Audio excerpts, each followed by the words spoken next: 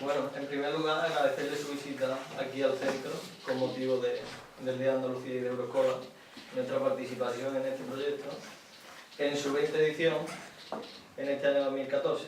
Nosotros, el grupo, bueno, y el Instituto en general, tenemos un sentimiento europeo y creemos en Europa.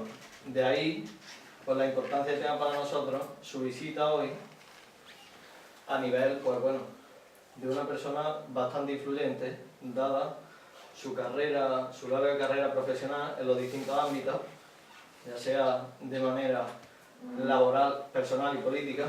Así que, bueno, hablemos ahora mismo de su nombramiento. Muchas gracias por la bienvenida.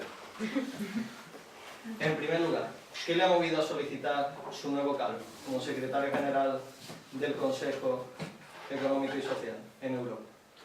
Bueno, pues yo diría que en primer lugar el afán de hacer nuevas cosas, de hacer cosas que sean un nuevo reto desde el punto de vista personal y profesional. Yo siempre lo he hecho así toda mi vida, además de hacerlo en un terreno económico y social que conozco bien, y también en el terreno europeo. He sido diputado del Parlamento Europeo, he trabajado en la Comisión Europea durante 8 años como director de gabinete de 2 comisarios españoles. También he sido embajador representante permanente en el Consejo de Ministros y también miembro del Comité de las Regiones. Y yo diría que el Comité Económico y Social pues me faltaba esta experiencia y quería tenerla. Y es un puesto de una alta responsabilidad, de tener a 800 personas bajo mis órdenes, y por tanto yo creo que el Comité, como órgano consultivo, asesor más importante de la Unión Europea, de cara al Consejo, al Parlamento y a la Comisión, tiene un importante papel y por tanto pues es el motivo por el cual después de pasar un concurso pues me incorporaré el 1 de marzo ahí. En cuanto a los servicios públicos, ¿cómo lo utilizaría en aras de mejorar la igualdad entre los europeos? Yo creo que es un aspecto fundamental, porque el tema de los servicios públicos en ocasiones se habla poco de ellos, y cuando se habla de ellos se habla más por el tema de los recortes que no de la consolidación y de la calidad de los servicios públicos. Yo creo que Europa es un espacio interno de libertad, de libre circulación, de personas primero, también de capitales, de mercancías y de servicios, pero también es y debe ser un espacio de consolidación de un modelo social europeo. Y los servicios públicos fundamentales, la educación, la salud, las pensiones, la asistencia social, son elementos fundamentales para conseguir que los europeos formamos parte de un proyecto común y que los andaluces y españoles seamos parte de ese proyecto. En ese plano, el de la educación, en el que tenemos tanto que ver en Europa, y con el nuevo Plan Bolonia, ¿tiene usted datos contrastados del funcionamiento de ese plan? Bueno, yo sé que el Plan Bolonia y su implantación ha sido un tema bastante polémico, ¿no? Desde el punto de vista, ha habido gente que lo ha defendido, gente que lo ha atacado. Todas las posiciones y todos los puntos de vista son legítimos. Hay un tema de fondo que a mí me gusta subrayar, que es la necesidad de tener titulaciones y aprendizajes que nos sirvan para vivir y para trabajar no solo en nuestro país, sino en el conjunto de la Unión Europea. La Unión Europea es una unión y aún no lo es totalmente desde el punto de vista del mercado laboral, y tiene que serlo. Y para que lo sea, tiene que también tener una base común de aprendizaje. Y por tanto es muy importante que vayamos a una convergencia de los temas educativos, por supuesto siempre por lo alto. No para reducir los niveles, sino para consolidar los niveles de calidad desde el punto de vista del contenido educativo. Como el consejero de Agricultura en la Junta de Andalucía, ¿qué propuestas de mejora cree que debe tratar la agricultura española en general y la andaluza en particular en la Unión Europea? Bueno, esto es uno de mis temas favoritos, la agricultura, la ganadería, porque me siento muy a gusto, y aparte yo creo que para nosotros en Andalucía es tan importante el sector primario y su peso, que es muy importante que las cosas vayan bien a nivel de Andalucía, de España y de la Unión Europea. Acaba de concluir una reforma de la política agrícola común que se va a aplicar del 2014 al 2020. Van a ser 7 años muy importantes para continuar intentando hacer la agricultura competitiva, sostenible y moderna que llevamos a cabo en Andalucía. ¿Qué se debe hacer? Pues yo diría que básicamente estar continuamente innovando en productos, innovando en procesos, y en segundo lugar tener capacidad de añadir valor añadido desde el punto de vista de la transformación. Es decir, no solo lograr tener magníficos productos en fresco, sino aumentar nuestra industria agroalimentaria para conseguir de esa forma ampliar el valor de los productos y, lógicamente, aumentar el empleo. En ese mismo ámbito, el de la agricultura, ¿qué papel tiene o qué importancia tiene la agricultura y en concreto la de la Vega del Guadalquivir dentro de un entorno entre más de 500 millones de habitantes como el entorno europeo? Bueno, muy importante, porque la Vega del Guadalquivir es uno de los lugares de Andalucía y de España pues, más fértiles, con tierras más fértiles y con mayor capacidad productiva desde el punto de vista agrícola. Por tanto, su papel es fundamental. Yo diría que en torno al río, como siempre, la historia se ha construido siempre en torno a los ríos y en torno a los lagos, ¿no? También se desarrolla una agricultura tremendamente competitiva y en un contexto tan amplio, 500 millones de habitantes, la Unión Europea parece muy grande, pero en muchos sectores, estoy pensando en frutas y hortalizas, somos punteros, o por ejemplo en el sector del aceite de oliva. Nosotros producimos en Andalucía más de la mitad de todo el aceite de oliva que se produce en la Unión Europea, con lo cual pues, yo creo que nuestro peso es muy, muy importante. ¿Y de qué estructura se puede beneficiar el agricultor andaluz? Bueno, en primer lugar de la propia PAC y de las ayudas directas, que es un elemento muy importante, y también de lo que se refiere a los temas de desarrollo rural. Las iniciativas de desarrollo rural que están dando lugar a que en las zonas rurales se intente un proceso no solo de apoyo al agricultor y al ganadero, sino también de diversificación productiva para conseguir que haya otras actividades, por ejemplo, de industria artesanal. En Andalucía están creándose, por ejemplo, en muchos lugares, pues como ejemplo, industrias queseras, ¿no? Que no existían apenas hace unos años y que ahora suponen una transformación muy importante, o industrias de transformación que efectivamente aumenten el empleo y la estabilidad de la estructura, digamos, demográfica y de ordenación urbana de Andalucía.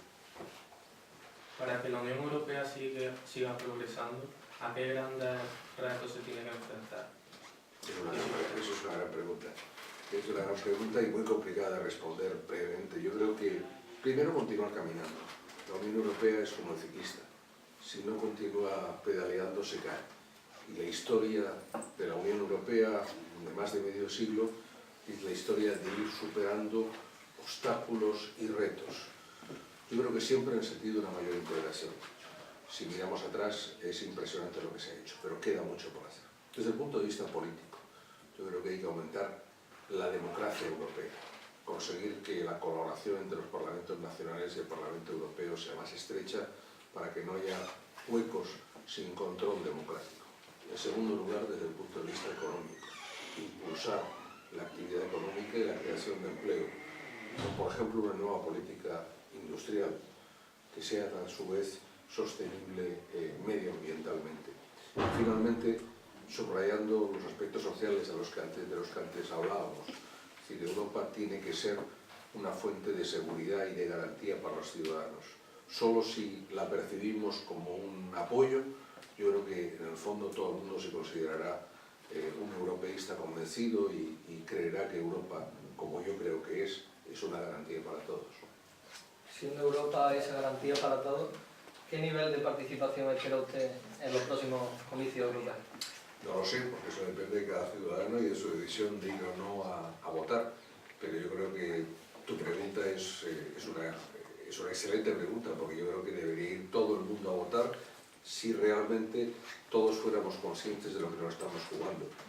Hay en el debate europeo grandes temas, por ejemplo, la situación económica, las respuestas a la situación económica, y hay diversos programas y alternativas democráticas perfectamente legítimos, unos de centro-izquierda, otros de centro-derecha, con planteamientos distintos. Según cuál sea a nivel europeo el resultado de estas elecciones, pues habrá un presidente del Parlamento, un presidente de la Comisión, una composición de la Comisión, y las propuestas políticas y legislativas serán diferentes, como ocurre en unas elecciones nacionales. Por tanto, son muy importantes y deberíamos aprovechar estas elecciones europeas para tener un gran debate sobre Europa. ¿Y de qué manera se podría incentivar esa participación ciudadana en los... Hombre, yo creo que es una gran responsabilidad por parte de cada uno de los gobiernos dentro de Europa y también por parte de los partidos políticos, ¿no?, que tienen que incentivar esa participación.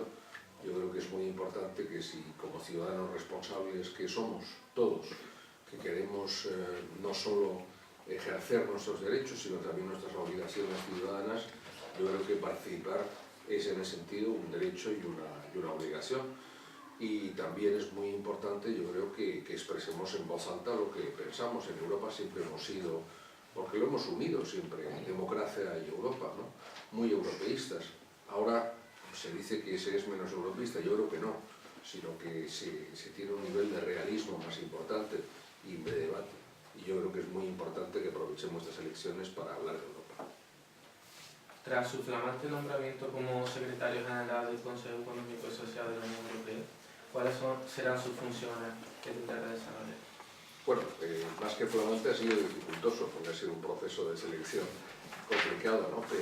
Pero bueno, es un puesto de alto funcionario, soy el responsable, digamos, de la orientación estratégica del comité y de también administrar y dirigir a los 800 funcionarios que componen el comité, así como gestionar el presupuesto y las relaciones con las demás instituciones, con el Consejo, con la Comisión. Una tarea para mí personalmente nueva, pero muy excitante, muy interesante y que espero pues, que pueda contribuir no solo al progreso de Europa, sino también poner mi granito de arena para España y para Andalucía. Y retomando el tema de la juventud, ¿cree usted que un joven cordobés se siente europeo?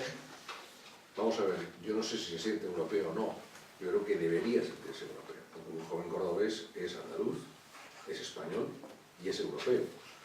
Y evidentemente formamos parte de Europa y parte activa de Europa. Estamos en el sur geográfico de Europa, pero somos europeos y yo creo que cuando vemos pues a nivel del bachillerato, pero también a nivel de la universidad, por los intercambios, por ejemplo, con ocasión del programa Erasmus, con todas las universidades europeas, vemos las inmensas posibilidades que hay de apertura. También hay que decir que con ocasión con la situación del mercado laboral en España, hay mucha gente que está buscándose la vida fuera de España y trabajando en otros países. De ahí la importancia no solo de sentirse europeos, sino de actuar como europeos, es decir, conocer otras lenguas europeas, además del español, el inglés, el francés, el alemán, el italiano y otras. También otras culturas. Es muy importante pensar en europeo, tener esa visión global. Y pensemos que también que Europa solo es una pequeña parte del mundo, somos el 7% de la población mundial. Por tanto, hay que tener una perspectiva de miras, una apertura de miras en un mundo como este, donde las conexiones aéreas o internet hacen todo más cercano. Es muy importante también que nuestra forma de pensar y de actuar esté a la altura de las circunstancias. Y bueno, la ventaja entonces sería la incorporación al mercado laboral, entre otras muchas, ¿no? Vamos a ver, yo creo que pensar como europeo significa abrir la ventana, tener otras perspectivas, otra visión de las cosas. El mundo no se acaba, yo soy un cordobés apasionado, pero el mundo no se acaba ni en Córdoba, ni en Andalucía, ni en España. Yo me atrevería a decir que no se acaba ni en Europa. Pero aún así tenemos que saber que somos parte de eso. Y cuando trabajamos, la Unión Europea es probablemente el mejor esquema de integración regional que hay en el mundo. Después de 2 siglos, donde cada crisis económica nos condujo a una guerra, siglo XIX y el siglo XX, hemos conseguido ahora que haya pues, una situación realmente dramática desde el punto de vista del empleo y desde el punto de vista social por esta crisis económica, pero es la primera vez que hacemos una guerra, es un gran éxito.